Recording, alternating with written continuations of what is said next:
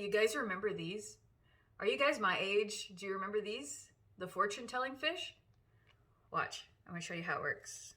And then I'll get to the video. So, you place it on your hand. And, oh, I think I put it on the wrong way. Oh, no, there it goes. It's curling up. And it reacts to your heat. Kind of like mood rings react to your heat. So if you see, it's kind of curling up from the sides, right? Well, just depending on how it curls up, on the back here of the paper, it tells you what it means. Like mine's curling up on the sides. So according to this, it says if it curling sides, I'm fickle. The options are a moving head, jealousy. A moving tail, indifferent. A moving head and tail, in love. Curling sides, fickle. Turns over, false. Motionless, dead one. Curls up entirely, passionate. These are from China. They used to be some of my favorite things to get besides mood rings at Peter Piper Pizza, which is a local business. Don't know if Peter Piper Pizza is a chain or not, like all over the United States, but this was one of my favorite things to get, a fortune-telling fish. I have about 4 of them if you guys are interested. Anyways, so let's get to the video. So what happened when I invited Lucifer into the house? Well, there wasn't any fighting with Santa Muerte, but then again, I also didn't put anything regarding him in her altar space. Okay. I have been getting tested. I have been having to acknowledge lots of fears. And let me tell you, when you call on him, just the same as when you call on her, he answers. And I didn't do any kind of lengthy ritual. I didn't offer any red stuff. I didn't do anything super special to invite him in, but he came. I do have a tendency to obsess, though. So I was constantly thinking about him, constantly, trying to focus on his energy and his energy alone. And I think sometimes my friend even confirmed this, and he's a seasoned guy. He's like, sometimes the obsession and the talking about them and the researching them is enough to invite them in. It's the kind of lazy route, but are you really being lazy when you're doing your research? So, I've had, what I do with him is I try to channel him. Excuse me. And I don't have a space set up for him. He's in here. I have had to deal with, let me see, at least 1, 2, 3, at least 5 different major scenarios after inviting him in to this house, or inviting him into my mind, you should say, in which my worst fears had to be acknowledged. Some would call that shadow work. Some would say that he's just feeding off my fear. And some would say, like, that's him doing his job. And I believe all 3. But I'm fully aware of how this chemistry operates. I'm fully aware of how,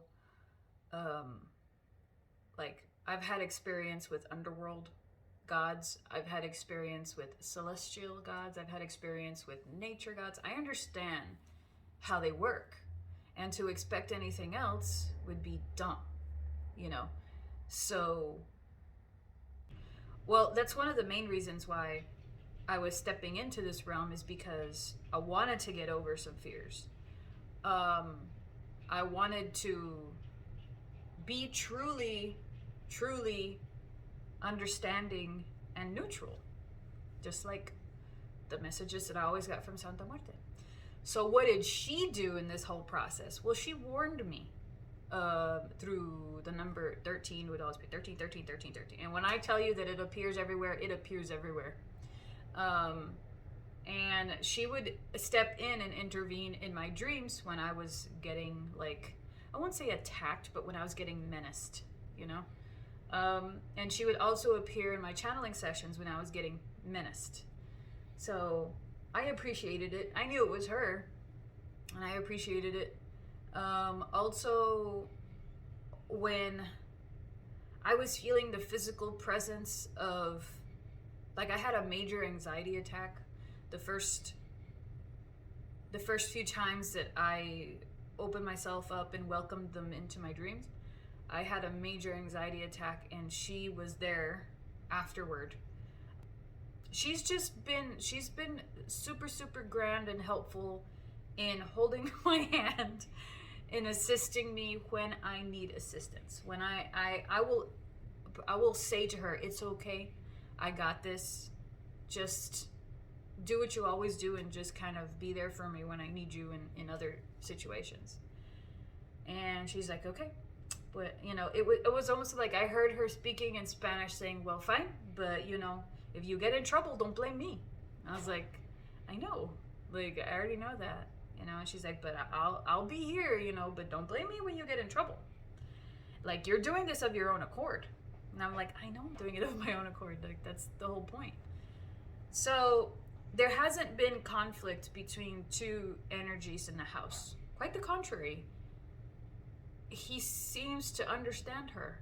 He seems to know where they fit in this house and in this situation, and he seems to, it's almost kind of like, his attitude was almost kind of like Hecate.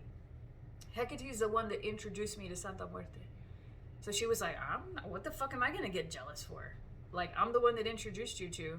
You were bugging me too much every single day, wanting me to be there holding your hand every single day, so I sent you to somebody who can do that, you know? So why the hell am I gonna be jealous? Being jealous is just a stupid humanistic trait, you know? And he's, from what I've gathered, he kind of seems to have the same stance, which is, what am I gonna get jealous for?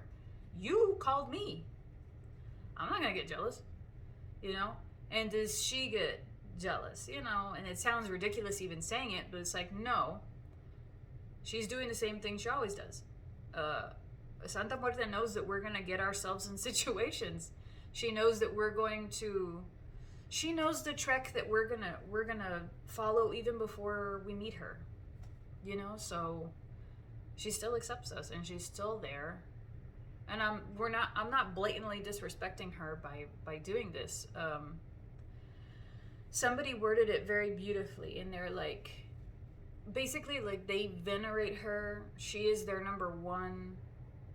They don't want to disrespect her by doing, like, dark work under her name, even though you totally can, and people totally do. But they do their dirty deeds with demons, because the demons love it. They suck it up. It's like their food. I feel like a balance is being struck. And lately, a lot, when I'm doing tarot readings for myself and I'm asking about him, the Justice card always pops up, or the Temperance card. Whenever I ask, like, you know, whenever I get doubtful about this, like, am I doing this right, or is it, you know, of course I'm not doing it right, because I'm not doing it ritualistically. I'm not doing it from the high magic perspective. I'm not. And so, yeah, it's technically being done wrong. But when I ask about it, just like general involvement, it's like Justice card, Justice, Temperance. It's like,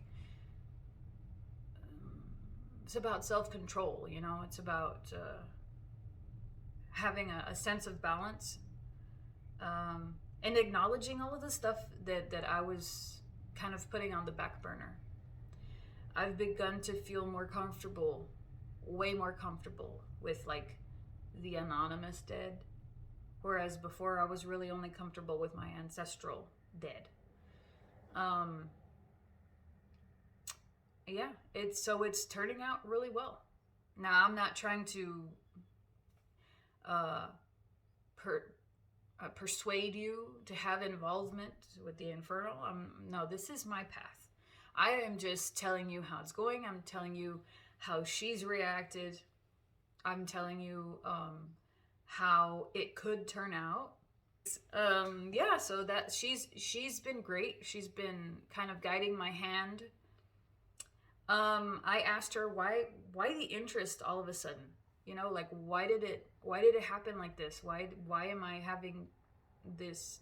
And once again, she refers me back to it's about balance. It's about knowing. It's about training those senses of yours to adapt and to pick up on these energies. How else are you going to be able to recognize them if you don't have an experience with them? You know. So I was like, gotcha. So she's there whenever I need her. You know, if I really, really, truly need her to intervene, she totally will. She totally will. But I'm not looking to abuse that privilege, you know. But yeah, that's pretty much where it sits. And if you guys have any questions, just let me know. And I hope you guys have a good day.